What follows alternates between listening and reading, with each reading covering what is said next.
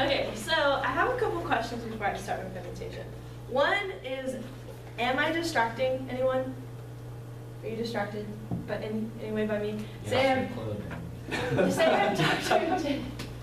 Dr. Jim is up here teaching, and I was just sitting over there. You know, you're behind me. Would you be distracted anyway by his teaching? No. Okay. All right. Also, okay. So does anybody know the average summertime temperature in Florida, in the north? Hot. No, it's actually 80 degrees. Average temperature, summertime, kind of includes any time it's hot. That's in the north. Anybody know the south? No? 82. 82. Okay. But that's average, so it does get to, actually it's like right there. But anyways, so we live in Central Florida, so technically it's somewhere in between. Now the dress code at our high schools, we actually go to school sometimes in the summer and when it's hot out. Sometimes in the fall it's still hot, even in the spring it's hot, like AKA right now. I mean, it reached 75 at 10 o'clock on Sunday, and the rest was just all downhill. It got really hot. The UV index was actually 8. And then you see here, even though it's in December and it's the 13th, or 2013, it kind of always is like this. So you can see that Florida is the hottest, and we still have a really strict dress code. Anyways, the dress code is no spaghetti straps, none of this. You can't, and even this is out of dress code. And it used to be like a 4-3-4 finger rule, and this would definitely pass, but still it's not allowed. Next is no open back. So this is a violation, and I would be sent to the principal or wherever to get a new shirt or get a detention. And that's just, it takes away from the learning environment. Next is transparent. You may or may not be able to tell, but you can kind of see this girl's bandeau. But it's transparent, and it's very high fashion at the moment. Transparent clothing is flowy and free, and it definitely helps in the summertime to let that breeze in. Even though she's wearing sleeves, it's still transparent. That's against the rules. Next is brightly colored hair. It's not fair, because we're teenagers and we're kind of going through the psychological stage of trying to figure out who we are, and you know, sometimes we just want to play with our hair, and you know, it kind of stunts our growth. I mean, these products are made to be used. Why can't we use them? Next is, we can't wear bandanas at school. I guess sometimes people say, oh, it's affiliation with gangs, but no, we're not allowed to use not allowed to wear bandanas. And we're also not allowed to wear hats. I see a kid walk in, he's just, you know, it works with his outfit. Hey, you need to take your hat off. Why? Who is he distracting? No one!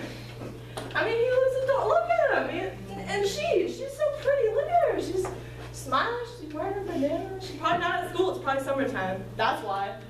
And next, this is like, and the tank top thing also applies for dudes. So this is against dress code, and I've actually seen a couple guys get dress coded for that. But I'm not saying totally getting rid of dress code.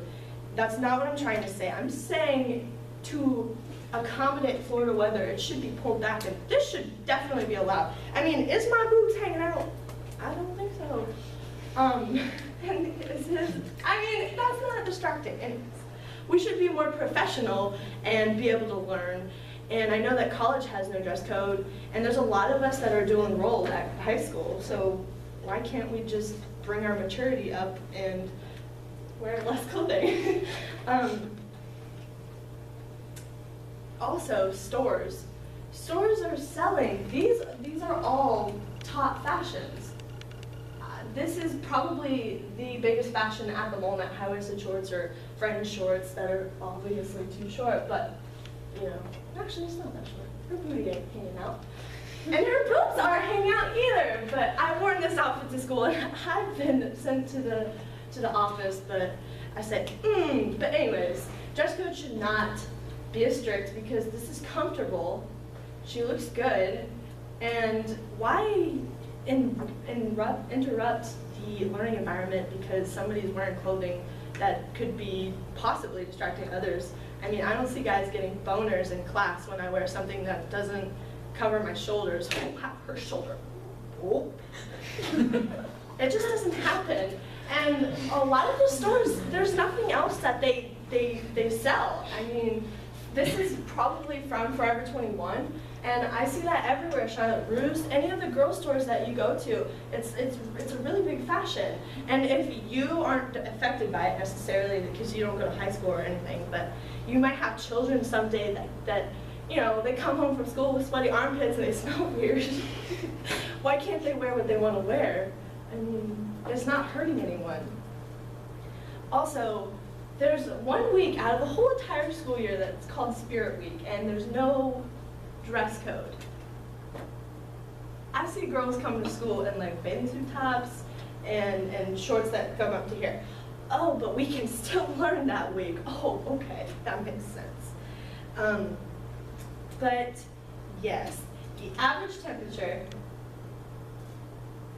and sleeves equals sweaty armpits. And I honestly cry when I have to run to my car because my armpits are sweating, you know. And why can't you just have tank tops that accommodate the weather? I mean, we live in Florida. It's like going up north and saying, hey, you have to wear a t-shirt. You have to wear spaghetti straps. It's the exact opposite of what it is here. And also, one more thing. We can't wear cardigans over this. We still get dress coded. Now, some schools aren't as strict, aka Vieira, but then you have O'Galley, and are you wearing a cardigan over a strapless shirt? Code change. But yeah, dress code should not be as strict as it is, especially living in Florida, where the average is